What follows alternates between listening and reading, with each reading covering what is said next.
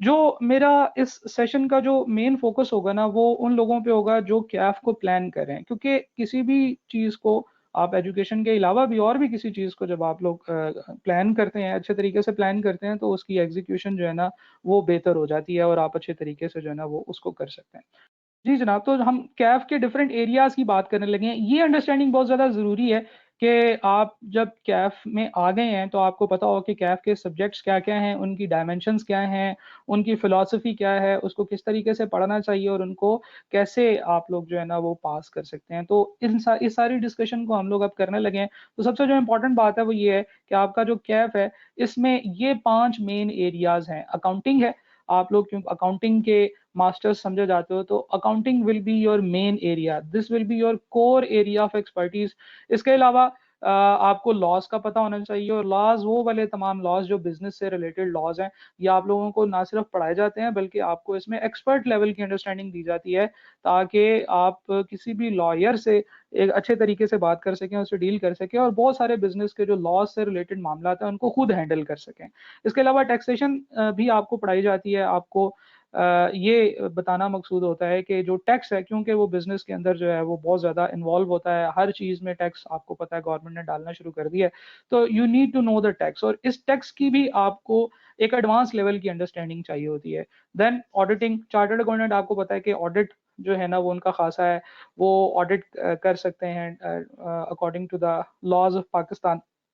तो ऑडिटिंग आपको ना सिर्फ पढ़ाई जाती है बल्कि आपको इसमें एक्सपर्ट बना दिया जाता है, मास्टर बना दिया जाता है। Then there are some allied subjects, और इन अलाइड सब्जेक्ट्स में जो चीज़ें शामिल होती हैं वो भी हम लोग इंशाल्लाह देखेंगे अभी थोड़ी देर में। देखें, जो अकाउंटिंग है, ये दो एरियाज हैं इसके, फाइनेंशियल अकाउंटिंग और मैनेजमेंट अकाउंटिंग। और फाइनेंशियल अकाउंटिंग के अंदर कैफ लेवल के ऊपर 3 पेपर्स हैं, कैफ 1, कैफ 5 और कैफ 7। ठीक है जी।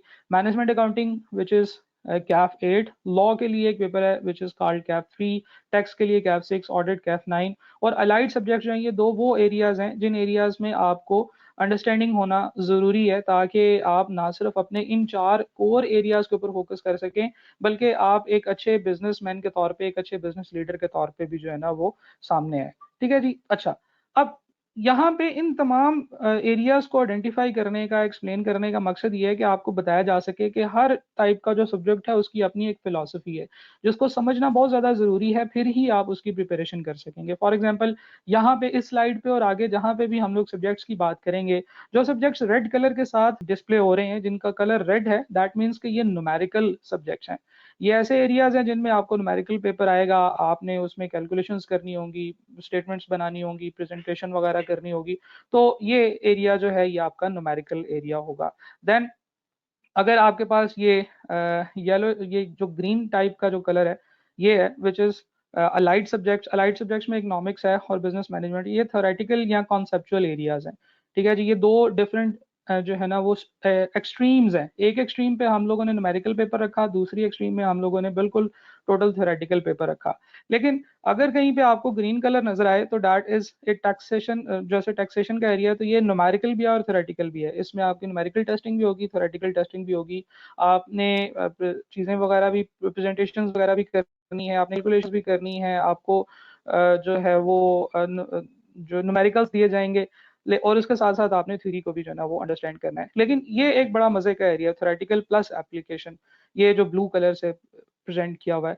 इन एरियाज में 2 पेपर्स आते हैं, कैफ 2 और कैफ 3, लॉस और ऑडिटिंग।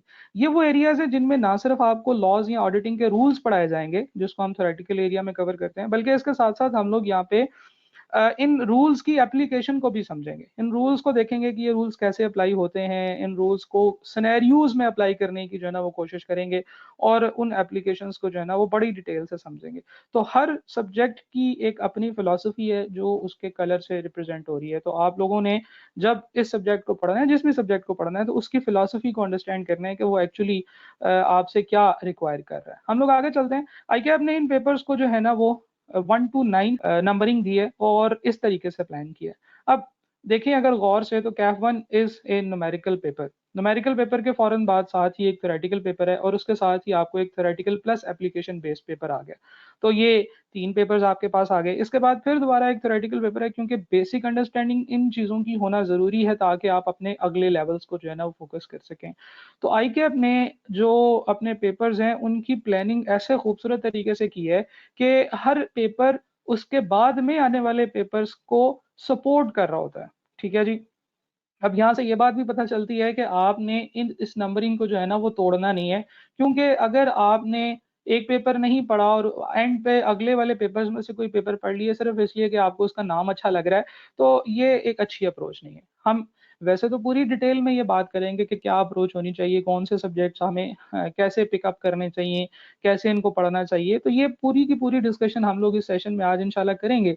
लेकिन बताने का मकसद ये है कि आईकैप ने जिस तरीके से जो इसकी प्रेजेंटेशन बनाई है वो बड़ी खूबसूरत है कि आपको शुरू में बिजनेस लॉज के एरिया के अंदर एप्लीकेशन प्लस जो थ्योरेटिकल टाइप का पेपर है उसके बारे में अंडरस्टैंडिंग मिलती है, और फिर जब जैसे जैसे आप सीनियर होते जाते हैं, आप ऑडिटिंग एंड अश्योरेंस तक जाते हैं, उस वक्त तक आप लोगों को एप्लीकेशन और ये वाली सारी चीजें आती चली जाती हैं।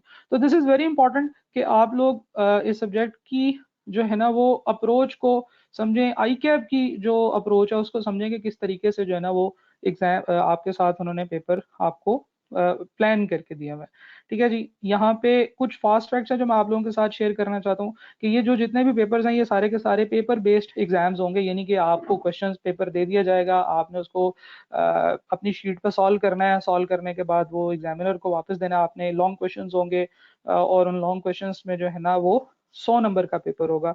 3 घंटे आपका राइटिंग टाइम होगा और 3 घंटों में शुरू के 3 घंटों से पहले 15 मिनट आपको रीडिंग टाइम होता है। आई कैप में ये शायद एक नई चीज है जो आप लोगों को पहले नहीं पता कि जी 15 मिनट का रीडिंग टाइम होता है। इन 15 मिनट में जैसे पूरे 9 बजे अगर आपका एग्जाम स्टार्ट होना है तो आपको क्वेश्चन पेपर मिल जाता है, आपको आंसर शीट नहीं मिलती, और आपने 15 मिनट तक क्वेश्चन पेपर को पढ़ना होता है। अब ये भी एक बड़ा इंपॉर्टेंट फैक्टर होता है, और ये इन्होंने बच्चों को हेल्प आउट करने के लिए कि यार किस तरीके से बच्चे अपना जो एग्जाम है उसको प्लान करते हैं, और प्लानिंग को जो है ना वो एड करने के लिए उन्होंने आपको ये 15 मिनट रीडिंग टाइम दिया है। फिर 9:15 पे आपको आंसर शीट भी मिल जाएगी, और तब से लेकर 12:15 तक यानी कि 3 घंटे गुजरने तक आप लोग जो है ना वो लिख सकते हैं।